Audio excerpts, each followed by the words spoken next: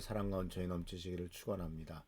오늘 11월 10일 11월 10일입니다. 목요일 날 아침입니다.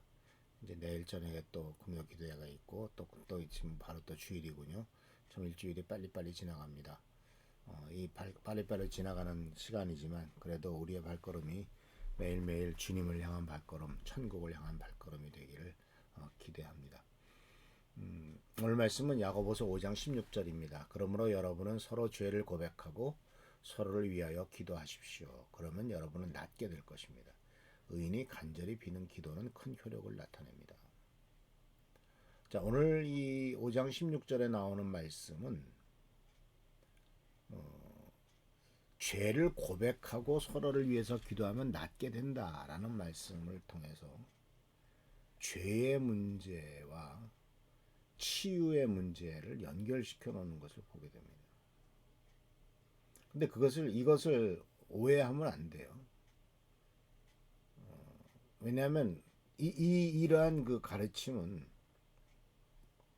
자칫 잘못하면은 어떤 질병에 걸린 사람들을 그 사람은 그가 무슨 큰 죄를 졌기 때문에 그 병 걸린 거 아니야 라고 하는 정죄의 수단으로 또는 다른 사람들을 쉽게 판단하는 근거로 삼을 수 있는 문제점이 있습니다. 그게 아닙니다. 왜냐하면 예수님이 계실 때는 이러한 풍조들이 굉장히 만연했던 것은 예수님이 길을 가시는데 그 당시에 참 소경도 많았어요. 한 사람이 태어날 때부터 소경이었는데 이 태어날 때부터 소경인 사람에 대해서 예수님의 제자가 뭐라고 말했습니까? 주님, 이 사람이 소경인 것은 누구 죄 때문입니까? 아니 태어나면서부터 소경인 사람이 무슨 태어나면서부터 소경인 사람이 뭐 태어나면서 무슨 죄를 짓고 태어났나요? 죄는 세상에 태어나고 난 다음 좀 자라고 난 다음부터 짓는 거지 뭐 어머니 뱃속에서부터 무슨 죄를 짓겠습니까? 누구의 죄냐라고 하는 것. 그래서 이 부분에 대해서 우리가 분명히 이해해야 될 것은 죄와 질병과의 관계는 없다고 볼 수는 없습니다. 그러나 그것이 무슨 죄 때문이다 라고 이렇게 꼭 집어서 말하기도 쉽지 않습니다. 왜냐하면 그것은 정죄가 되니까요. 많은 질병은 우리가 스스로 불러오는 것이 많죠. 예를 들자면 성경 말씀에 보면은 우리가 이 세상을 살아가면서 어떻게 살아가야 된다라고 하는 그 삶의 원리가 있지 않습니까? 그 삶의 원리 중에서 물론 우리가 이제 이 삶의 원리 중에서 이제 육신적인 것들은 우리가 많이 따라해요. 규칙적으로 밥을 먹는다든지 운동을 한다든지 잠을 많이 잘 잔다든지 건강을 돌보는 일들을 많이 해요. 어떤 사람이 이렇게 하지 않기 때문에 많은 질병을 갖게 하기도 되죠. 제 곧 대학교 친구 녀석은 하여튼 대학교 다닐 때 그 전부터겠죠. 대학교 들어와서 뭐 술 취하기 시작한 건 아닐 테니까. 그렇게 술을 퍼먹더니 50대 가지고 갔어요. 죽었어요.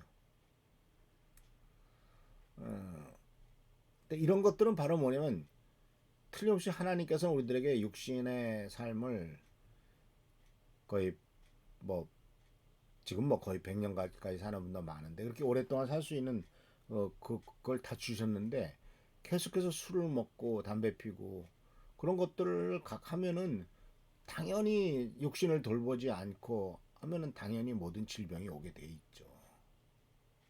더군다나 우리가 살고 있는 지금 현 세상은 환경적으로도 굉장히 나쁘지 않습니까? 100년 전하고 전혀 다른 세상이 200년 전하고 전혀 다른 세상이죠. 얼마나 공기가 오염돼 있고 물도 오염돼 있고 심지어 우리가 먹는 음식도 얼마나 오염돼 있습니까? 제일 두려운 것 중에 하나가 바로 뭐냐면 원자력도 방사능도 무섭고요. 심지어 우리가 먹는 물고기들 있지 않습니까?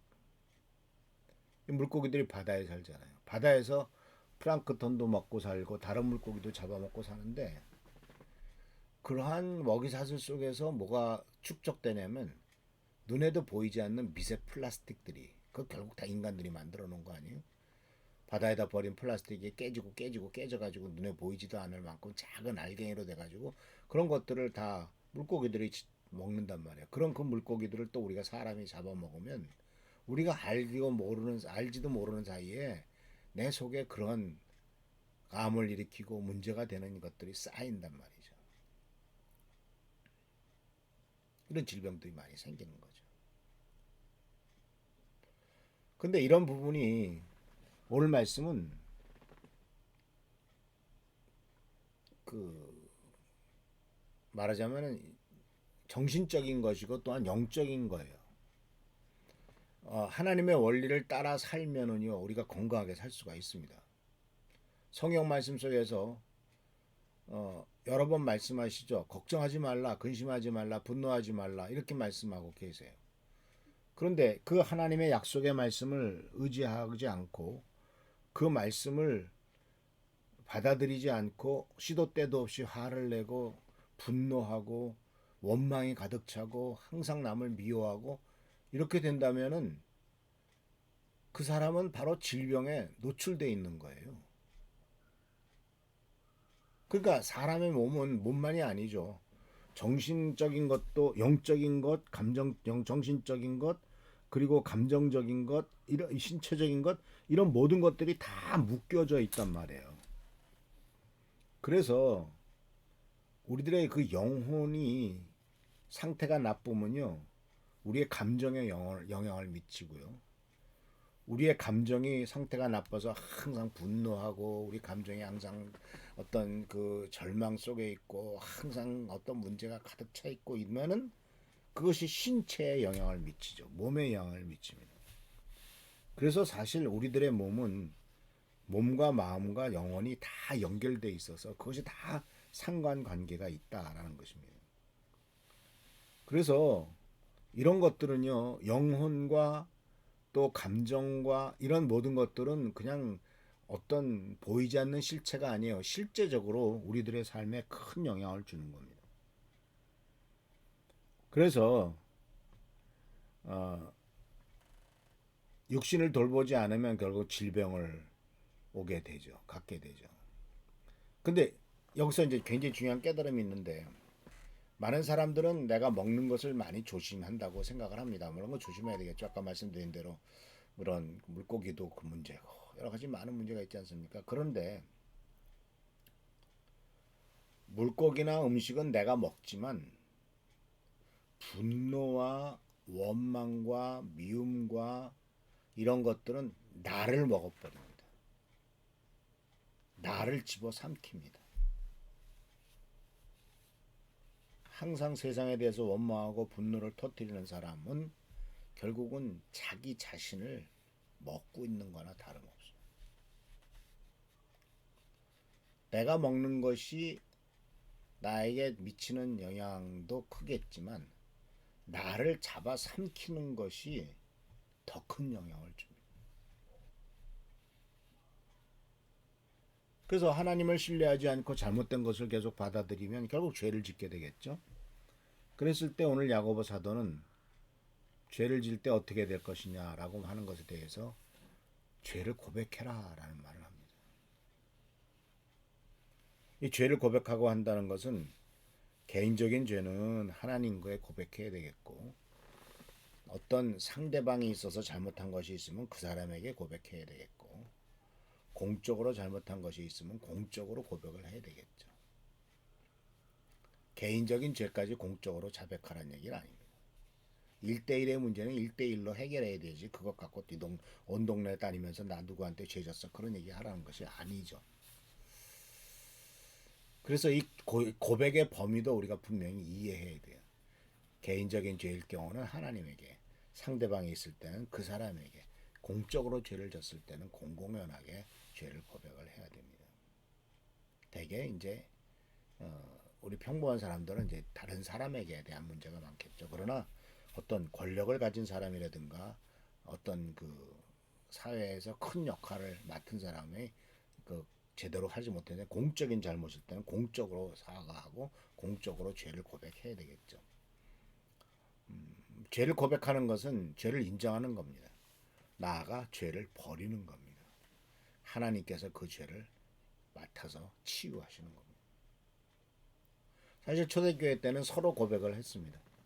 중세 때는 신부에게 고백을 했고 또 프로이드라고 하는 심리학자는 상담자에게 고백을 하라고 하는데 종교개혁 이후에 개신교에 나타났을 때는 아무에게도 말하지 말라는 것이 그저 하나님에게만 얘기해라 그런 식으로만 됐단 말이죠.